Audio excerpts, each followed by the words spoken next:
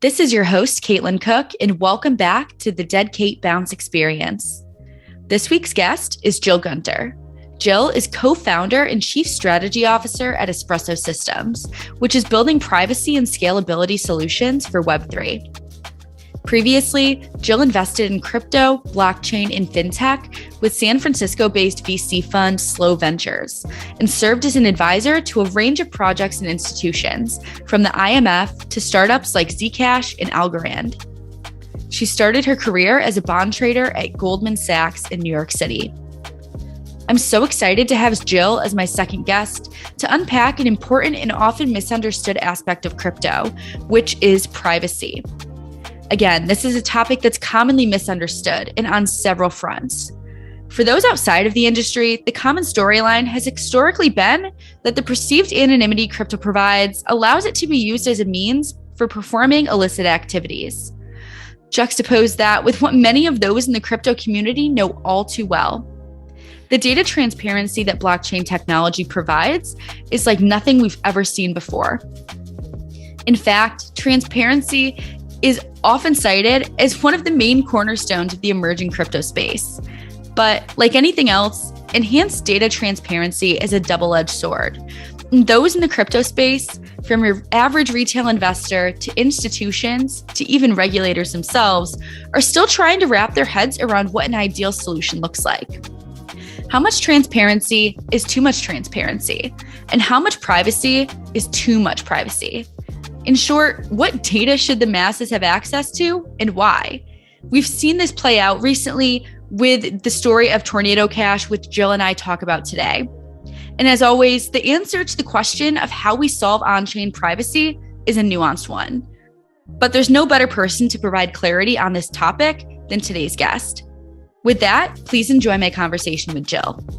All opinions expressed by your hosts and the podcast guests are solely their own opinions and do not reflect the opinion of the hosts or any of their affiliates.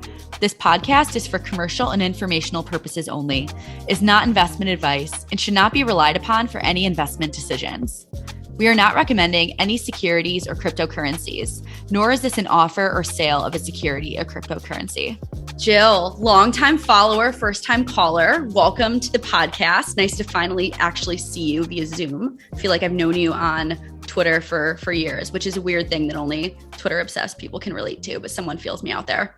Likewise. I don't know how you feel about this, but whenever someone kind of you meet in real life for the first time or even on Zoom says to me, "Oh, I think I know you from Twitter," I'm kind of like, do I apologize now? How do I handle this? I'm far less obnoxious in real life, I assure you.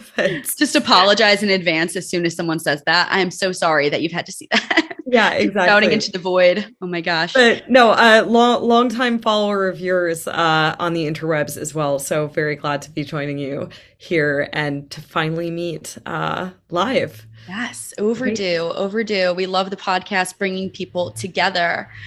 So super excited to have you on for all things, privacy in Web3. I think there's a lot to talk about, lots of timely things that we can go through. But first, always want to give people sort of an intro on your background, just because I think that's important for setting the scene, as well as, big fan of the folks that are building in Web3 with that traditional finance background as well, and understanding the market infrastructure and where they're coming from and how to make scalable solutions that are better than what we're using today. And that certainly applies in this case. So maybe just start out with where you started and your crypto origin story. Yeah. So I guess the journey down the rabbit hole, as it were, started out when I was working on Wall Street, as you alluded to. I started out my career on a trading desk at Goldman Sachs in New York. Specifically, I was trading Latin American sovereign debt and derivatives. So I was trading Argentine debt, Venezuelan debt. This was not too long after the 2008 financial crisis. So we had not only to deal with sort of the debt restructurings that were going on in the actual names that we were trading, but we were also at the time kind of dealing with a big not debt restructuring, but just restructuring as a whole of kind of how Wall Street gets run. Dodd-Frank was coming into effect at the time, and there were just kind of a lot of changes afoot in general.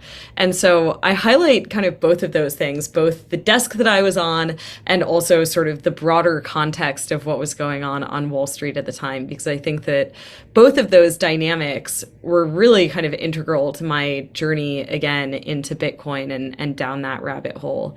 Because on the one hand, I was seeing sort of play out in these asset classes that I was having kind of firsthand exposure to, again, of places like Argentina and Venezuela, the debt of these countries.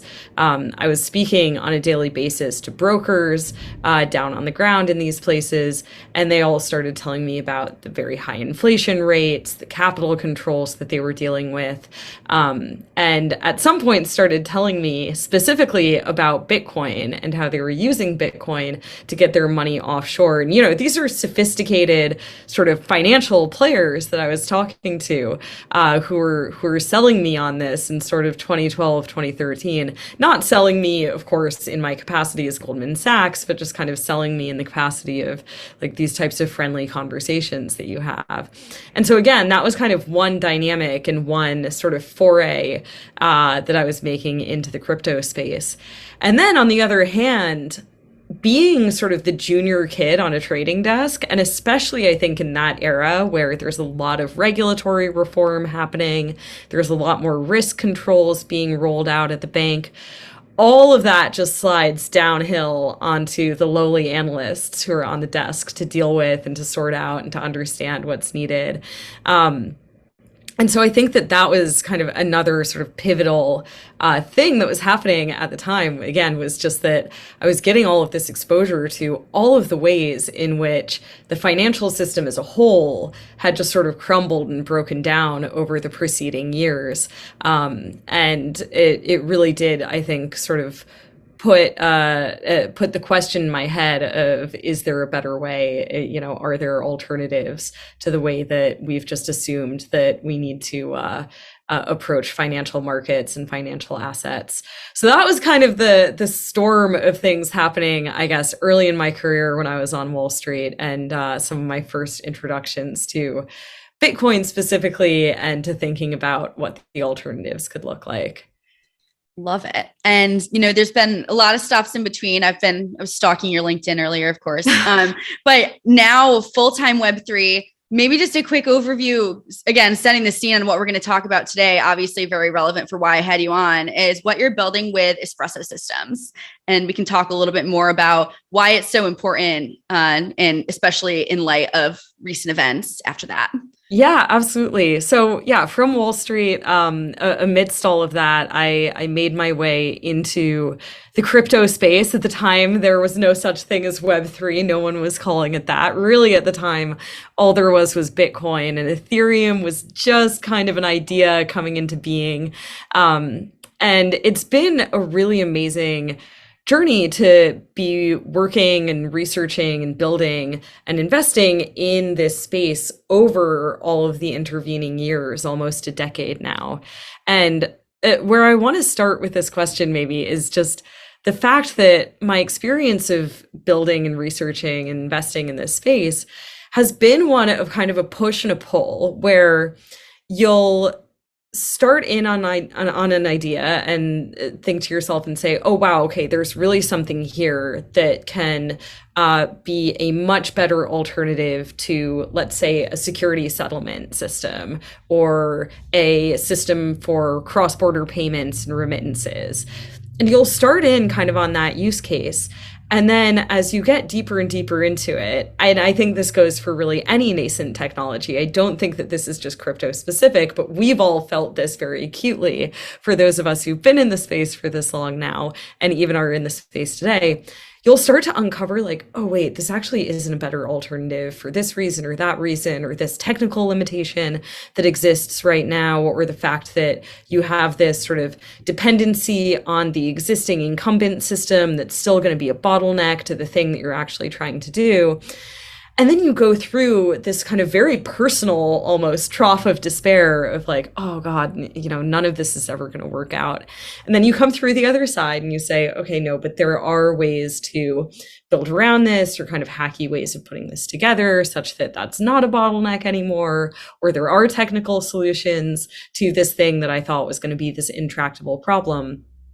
One of these problems that has come up for me over and over and over again as I've looked into different Web3, crypto, Bitcoin, even specifically use cases, is the issue of privacy. And that, it's kind of funny to me, was even called out in the original Bitcoin white paper. Satoshi talks about privacy in the original Bitcoin white paper and says, privacy in the traditional financial system is mostly solved through having intermediaries who are sort of trusted with the identities of the players involved and all of the transactional details. That's not going to fly here in this new Bitcoin thing because we don't have middlemen. That's the whole point. And the system, in fact, relies on everything being broadcast to everyone all the time, which is not something actually that a lot of people sort of in passing understand about Bitcoin and crypto. I think that Bitcoin got this sort of reputation of being this sort of fully secret, fully anonymous currency back in the early days. But that is not at all how the system works. Everything is broadcast to everyone all the time. And this, to my point a second ago, precludes so many different types of use cases of the technology. It precludes so many different types of users coming in and experimenting with it.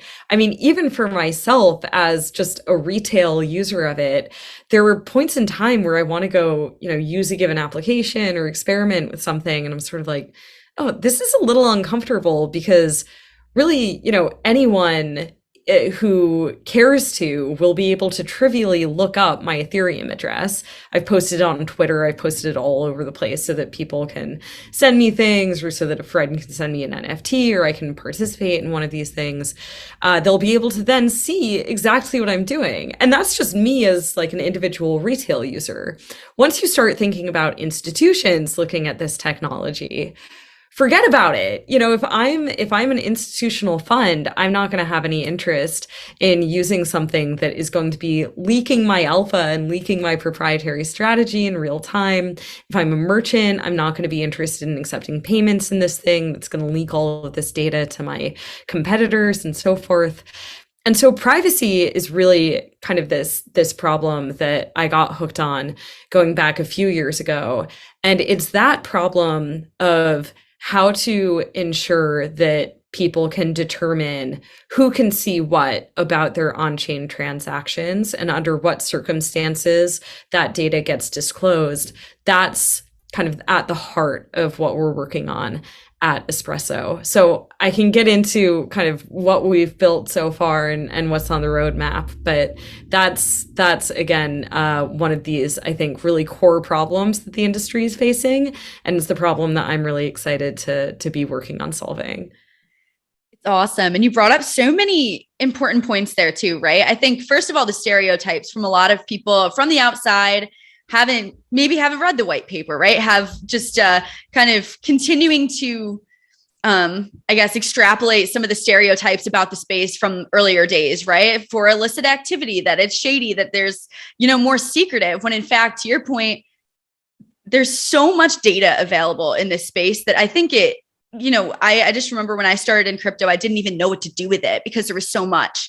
And with anything new, the intent is good, right? We saw it in the white paper for like what, removal of intermediaries and creating a transparent system and all of these things that we hear about so often. Any new technology, there could be good intent there, but it might not work in practice or be a real solution depending on what people are aiming to build versus what's actually built. And you iterate more, and you come to something that's more of a happy medium between probably two extremes. And I think we're seeing that play out now, especially with what you're building with Espresso and what we've seen others talking about in regard to privacy. So I guess definitely want to hear more about what you're building with Espresso on that front. And then also just setting the scene for people who maybe haven't been diving into this space as much as you and I working in it. What is the actual state of privacy in Web3 today, perception versus reality.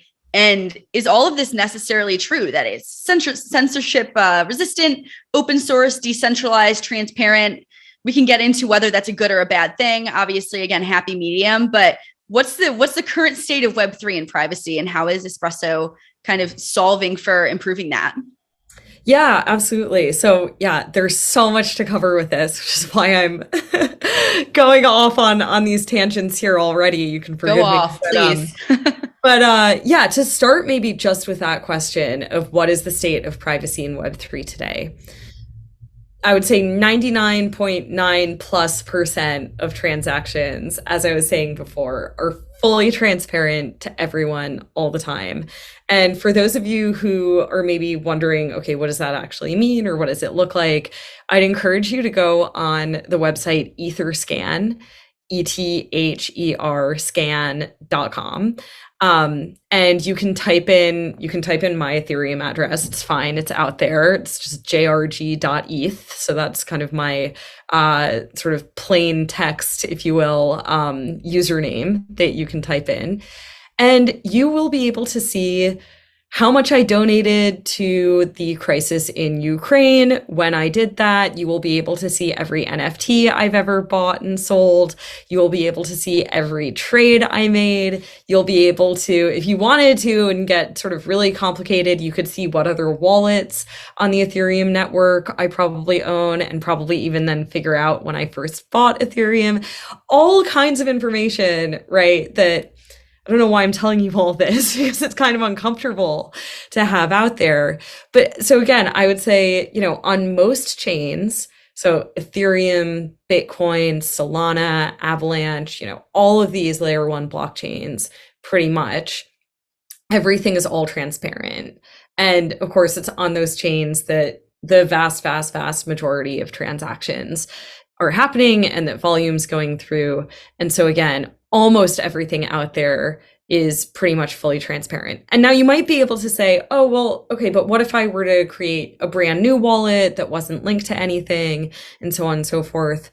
Okay, that's fine. You might be able to do that, but at some point someone's going to transact with that wallet, even if it's you sending money to yourself. And then suddenly you'll be part of this overall web that there are all of these companies out there like Chainalysis, like TRM Labs, that specialize in doing, risk management. They play an important role in the ecosystem, but they specialize in basically untangling that web and being able to demonstrate pretty trivially, okay, whose wallet is likely whose and what's going on here. So again, that's most of what the state of privacy in Web3 looks like. Then a very small percent of transactions occur in places and on platforms that guarantee or aim at guaranteeing pretty much full privacy or full anonymity. And so this is where we start to get into projects and products like Tornado Cash, which I think we'll get into a little bit later. So Tornado Cash is a smart contract system that exists on Ethereum. So just think of it as an application that exists on this underlying platform, right? So it's an application that lives on Ethereum that functions as what we can call a privacy pool, which means that I can deposit assets into it, and you and a bunch of other people can deposit assets into it, and then I can withdraw to it, indeed, to a brand new wallet. And you, unless I've sort of slipped up somehow and I've deposited exactly some very specific number, and then 5 seconds later withdraw again that very specific number, in which case you can probably plausibly guess that's probably the same person. If I'm quite careful about sort of how I go about it, I can create sort of a brand new identity on the other side of it and achieve some level of privacy in a way that I wouldn't be able to otherwise. But again, a product like Tornado Cash is aiming at everything being fully private to all people all the time. So almost like government level privacy. I don't even want sort of government level actors to be able to see what I'm doing, let alone my neighbors or competitors or what have you.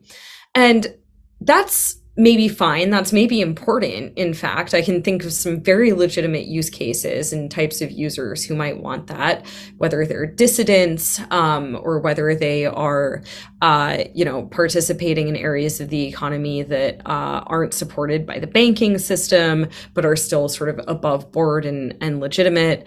I can also, of course, think of very problematic, in my opinion, uses of a technology like that aren't going to be suitable for a lot of people in the way that they want privacy.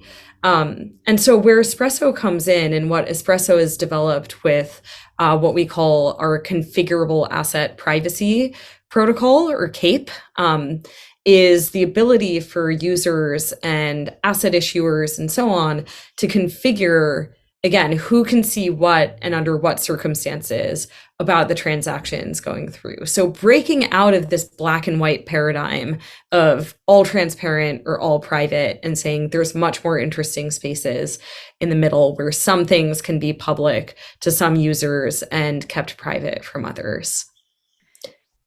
And in your opinion, maybe a tough question, right? Because a lot of it's probably situationally based, but what information is most important to be public in your opinion, to promote a more healthy, transparent system versus what is dangerous to have public? Like, where do you differentiate the two?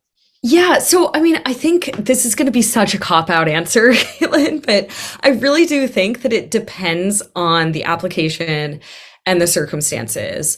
And, I think that it's not really for me to determine what should be private and what should be public and under what circumstances. I think that should be up to the developers, that the applications that are getting built on this system. I think that should be up to the end users in terms of what their degree of comfort is.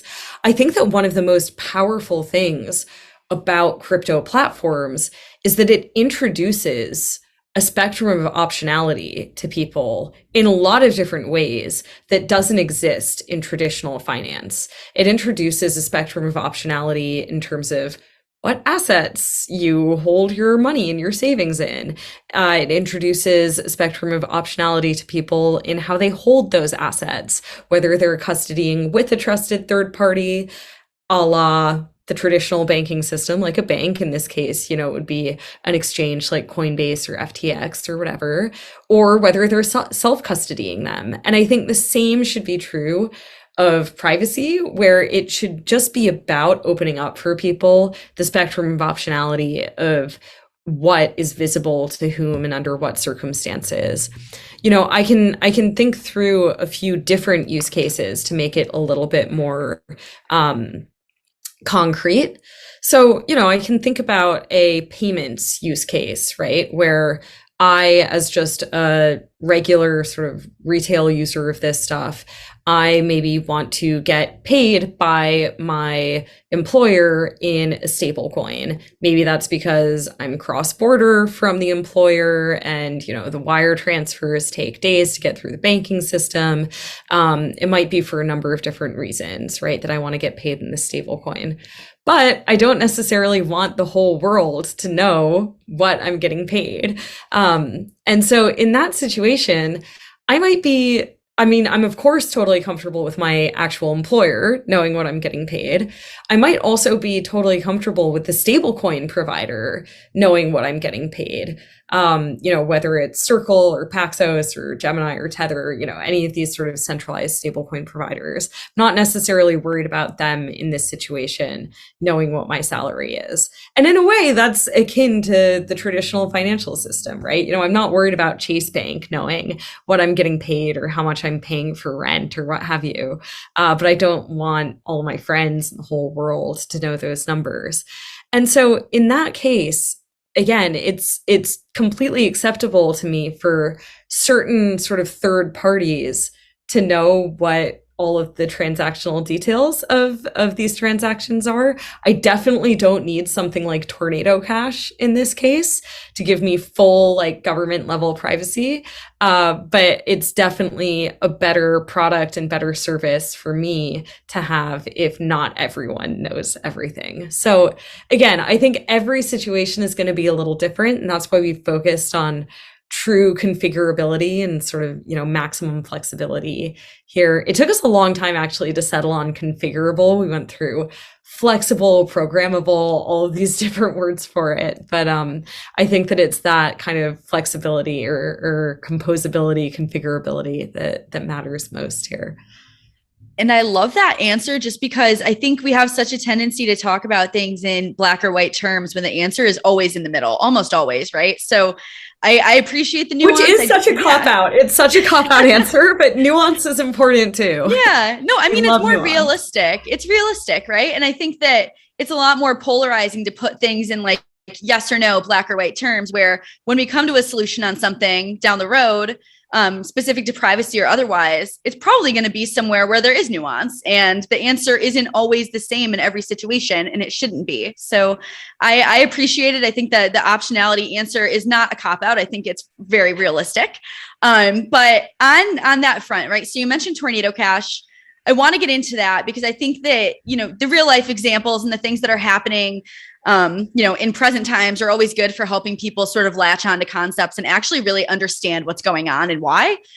So you sort of alluded to what Tornado Cash was, created for. You see that government level almost type of privacy around transactions and wallets and whatnot, who's transacting with who.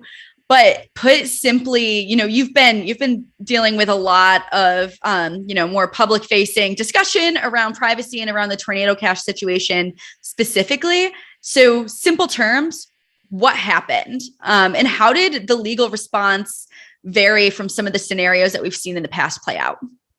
Yeah, absolutely. So Tornado Cash, as mentioned, is this application that has been living for years on Ethereum. I think that it was first launched in 2019. And it serves, again, as a privacy mechanism or a privacy pool for people to deposit assets into, and then be able to withdraw assets from and get some level of privacy then on the other side. People have used this for all sorts of things. I played around with Tornado Cash, just sort of experimenting with it, but I know people who've used it in order to be able to start fresh from a new wallet, to be able to participate in an NFT drop without sort of doxing their whole kind of on-chain Ethereum transaction history. I know people, Vitalik Buterin himself, the creator of Ethereum, came out and publicly said that he had used Tornado Cash in order to have some level of anonymity as he was donating to the Ukraine crisis, which I think is also, very understandable and legit use case for this.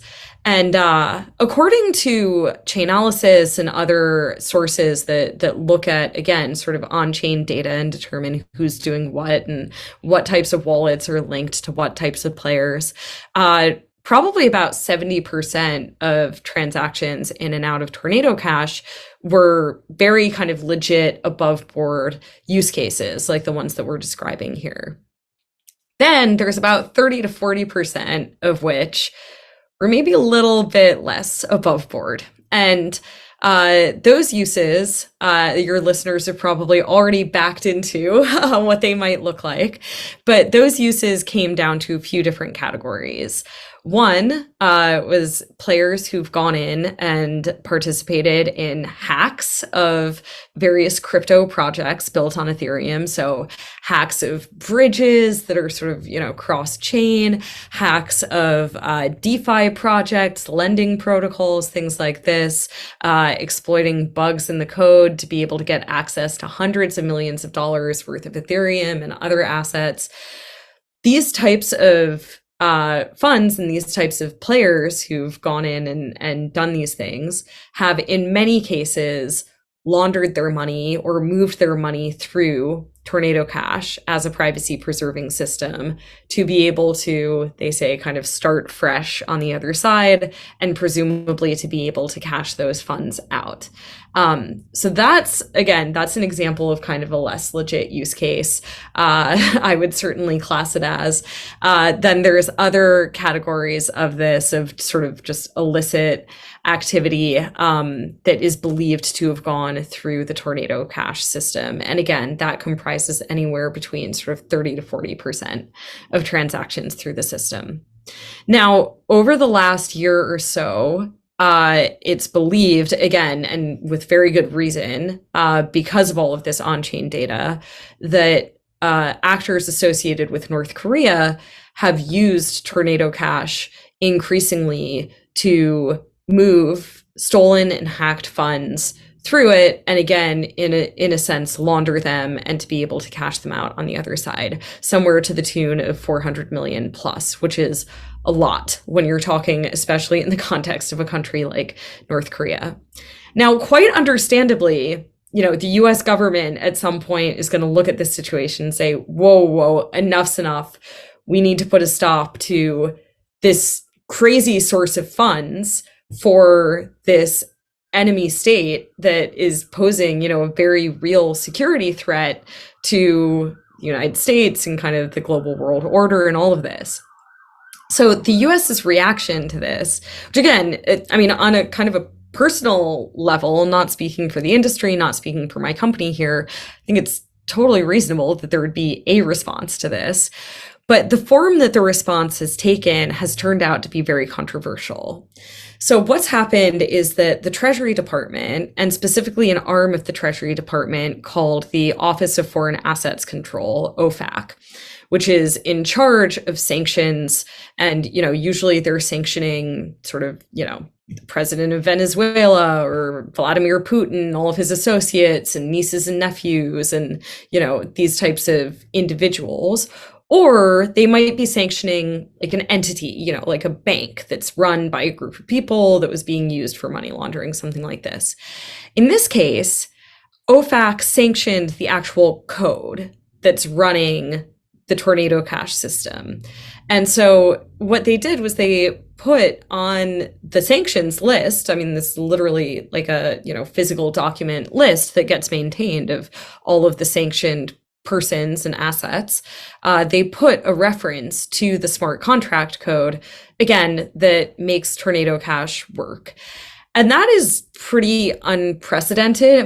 I might even go, I'm not a lawyer, but from my understanding of it, I think that it's pretty completely unprecedented because again, normally it would be persons or property that's being put on this list. And sanctioning code has brought up a whole bunch of big questions, I would say, for what the future of government responses to projects like this will look like, to what the collateral damage for the legitimate users of this system is going to be, and what the fallout from this action is going to look like.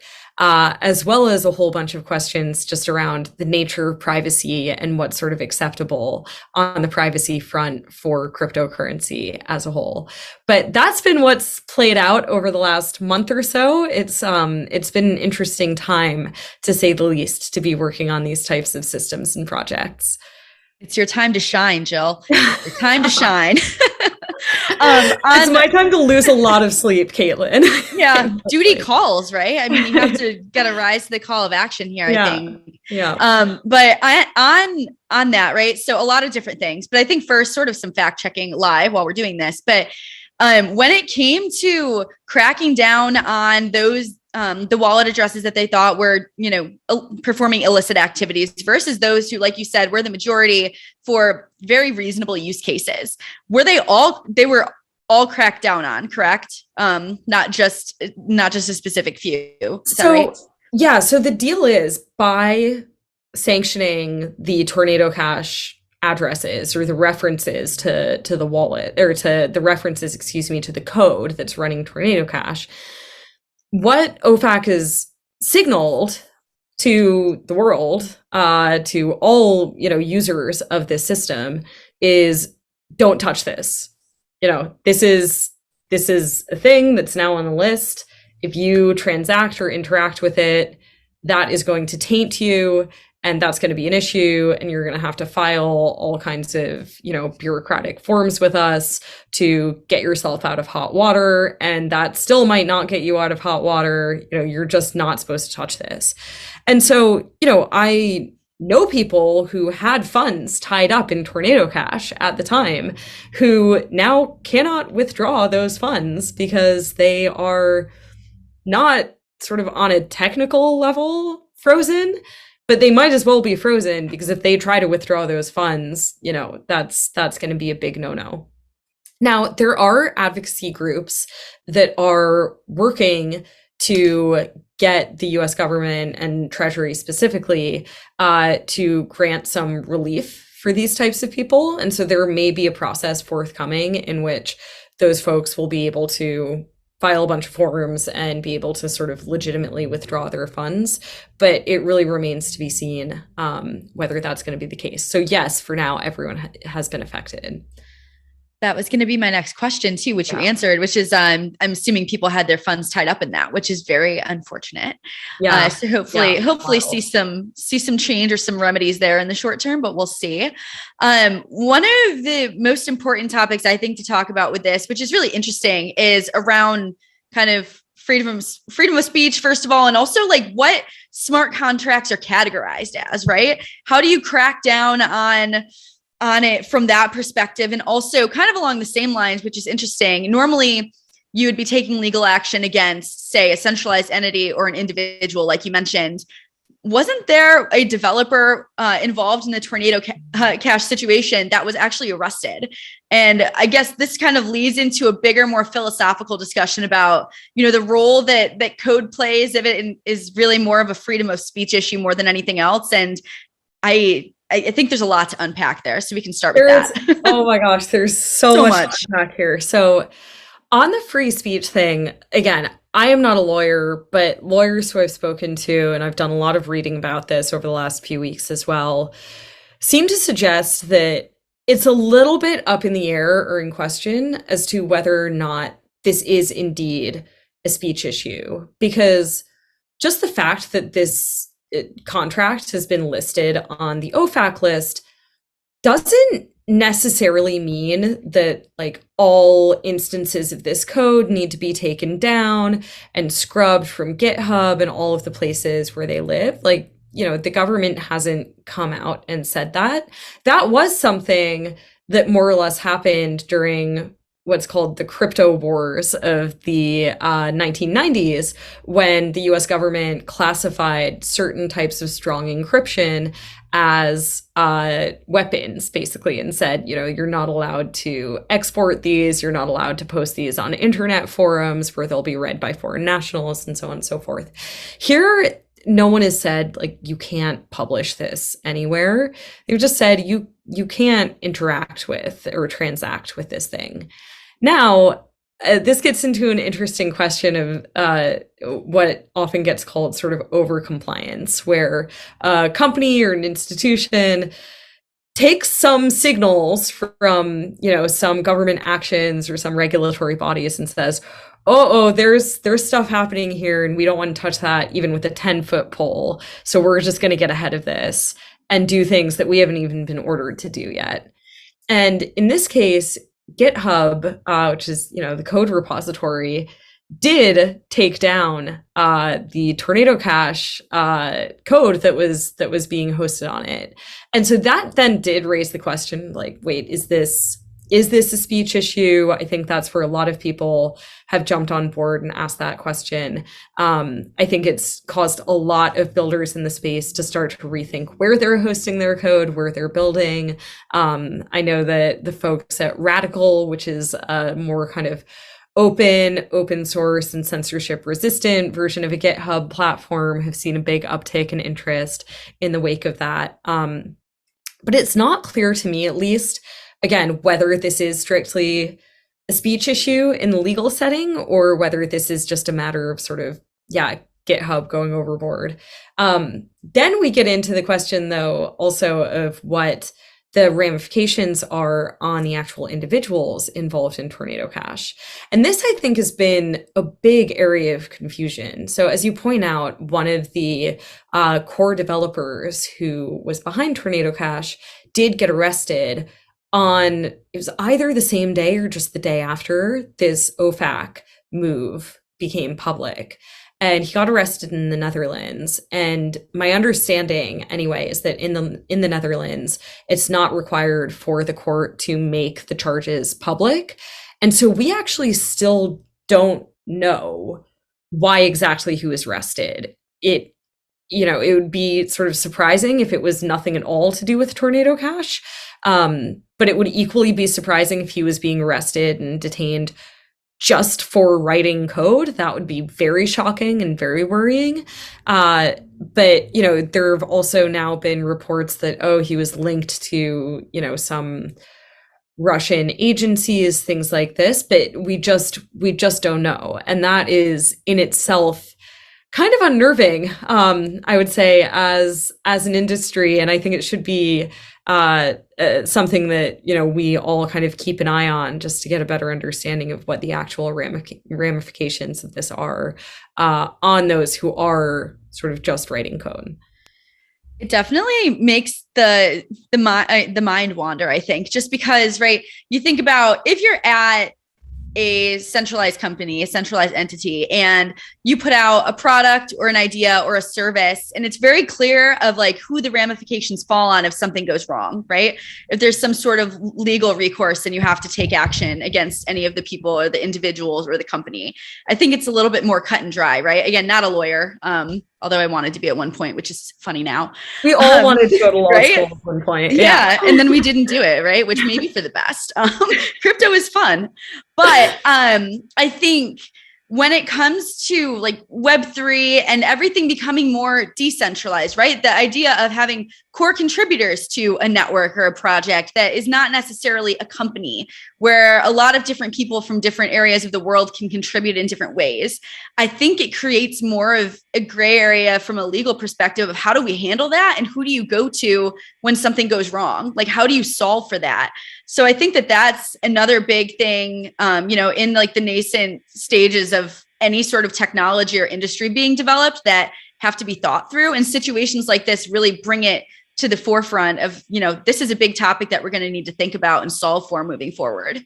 And I think it's important. I'm not even sure that it creates a gray area from a legal perspective strictly, but I do think that something that often gets lost in these conversations is the difference between what the law says and what policymakers can say and do, and then what enforcement actually looks like on whatever those regulations are. And so, one kind of interesting dynamic here is that, Tornado Cash has been added to the OFAC list as the code itself, right? In reference.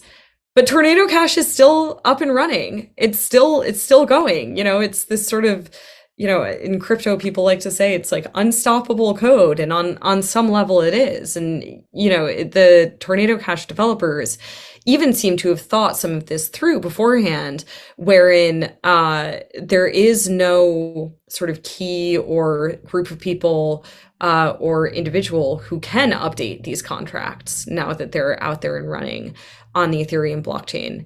And I think that this is an important thing for us to ask ourselves about and also reckon with as we're building these products. I think that there's a lot of sort of the ethos of censorship resistance is good in all cases. And, the notion of being able to build an immutable, unstoppable product is so powerful.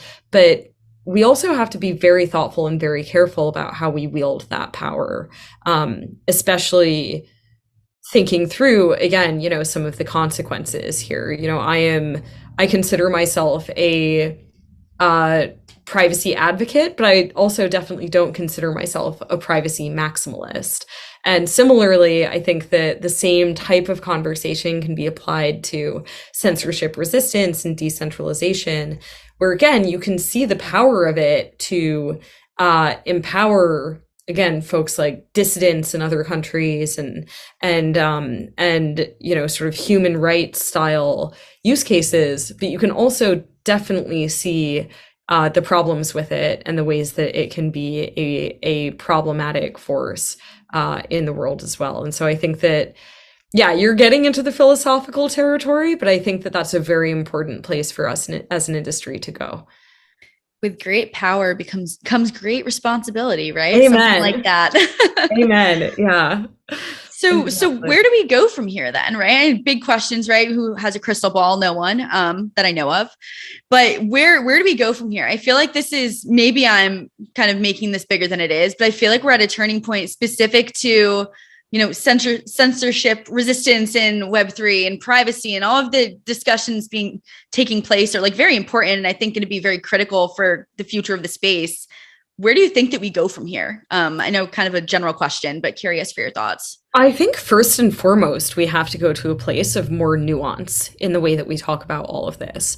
And you bring up censorship resistance, which I think is important to touch on, because this is also bringing up the question of, for example, Coinbase is going to be one of the larger validators of the Ethereum network as soon as Ethereum switches over to proof of stake. Coinbase is based in the US. They're a US regulated entity. And the question has been raised, I hope sort of wrongfully or in a misguided way, of whether Coinbase is going to have some responsibility to exclude Tornado Cash transactions from the blocks that it proposes or signs off on Ethereum, which suddenly that's rife with censorship. This thing is not censorship resistant at all if that does wind up being the case. I think, to be clear, I don't anticipate that will actually happen. Coinbase has come out multiple times and said, if the worst were to happen on that front, they would just not participate in validating and mining on Ethereum. But it is a real question, a real issue that's being reckoned with. And I think that speaks to the way that we have spoken about all of this technology to date as censorship resistant, as something that can guarantee or enhance privacy in a lot of cases, when lo and behold, it either can't or it does so, but with risk and with difficulty. We love to sort of market the technology in these very kind of black and white ways. And the reality is just not that. And I think that, we've seen this with products on these platforms, where we've seen, for example, USDC, one of the largest, most prominent stable coins, has had to freeze funds that were within the Tornado Cash system. That's not very censorship resistant. But I think that we need to not only stop talking about these things with these broad brushstrokes and start talking about them with more nuance about the reality of just how private, how censorship resistant, what does that mean in that circumstance? But also start to acknowledge that just because something is more censorship resistant doesn't make it better as a product necessarily. Just because something is completely private doesn't mean that that's actually what you want in those circumstances. And I really do believe that this is a place where the crypto industry, and myself as a part of it, has fallen short over the last decade, is in rooting product decisions and in rooting the way that we talk about all of this in the actual needs and wants of users, as opposed to in sort of black and white ideology. So I think, and I hope that that's where we go. I think that will be a very productive direction for the industry to go. But I'll be honest as well, there's a lot of uncertainty in the path to get there. Always uncertainty. That's like the only certainty there is, ironically. Indeed. So Indeed. lots of big questions to be answered, lots of what ifs. I always close my podcast recordings with more, what if kind of out there scenarios. Two different ones, right? So yeah. Obviously you and I are working in the space, clearly advocates for, its potential to change financial services, change the broader society really in a variety of ways. And we could always talk about that, but lots to cover there. My last questions though, if crypto takes off, if crypto wins, we see it become a huge part of society. We see it really embedded in like most areas of our life. And like, a lot of people talk about, we won't even realize that we're interacting with it, that it's such a common part of what we do. It's like the internet, right? If we see it get to that extent, what would the main reason for its success be? What would it take to get us there, most importantly? And on the flip side, doomsday scenario, everything, not to say everything to zero, but if crypto fails, if something happens to the crypto space that leads it to not really fulfilling the potential that we think it has, what would the major reason for that be? That makes sense. I'll start with the second question and then I'll end on a positive note. I think if we see crypto fail, I think it will be because we as an industry of people building in crypto and building with this technology did not care enough to find genuine utility and real organic users of the products that we're building. I think it will be because we as an industry got distracted along the way with all of the yield schemes and Ponzi coins and, you know, whatever other kind of shiny objects come along, and didn't bother to uncover the real users of it and the genuine utility. I think that if crypto does take off, I think that, and this is probably an unpopular opinion amongst a lot of the sort of original crypto folks who are very much rooted in like an anti-institutional mindset, but I think that should crypto take off, I think that it will be, at least in part, thanks to adoption from big incumbent institutions, including Wall Street firms, including big payments providers, including big merchants. My friend Arthur Brightman spoke on a Bloomberg podcast a few months ago, talking about how decentralized finance and crypto in general had yet to find what its exports were. Meaning outside of the sort of self-referential internal systems to crypto, which people are already getting a lot of at least entertainment, if not real utility from, how do we connect those through sort of exports to the real world? How do we build those bridges between real world economies and crypto economies? And I think that, I do think that big companies and institutions and so forth will have a big role to play in that. So that's my rosier outlook for what it all may look like as it plays out.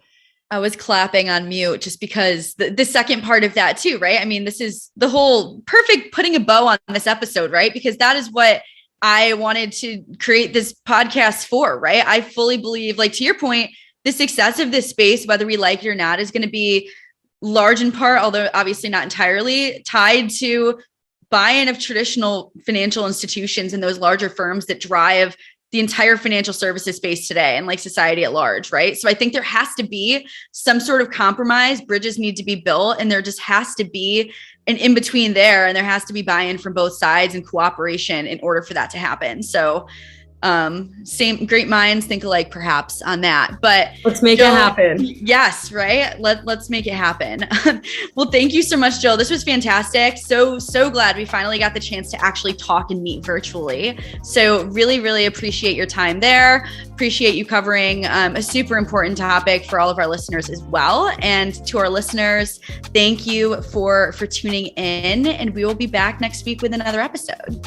All opinions expressed by your hosts and the podcast guests are solely their own opinions and do not reflect the opinion of the hosts or any of their affiliates.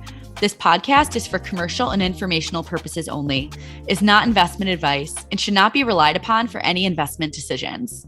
We are not recommending any securities or cryptocurrencies, nor is this an offer or sale of a security or cryptocurrency.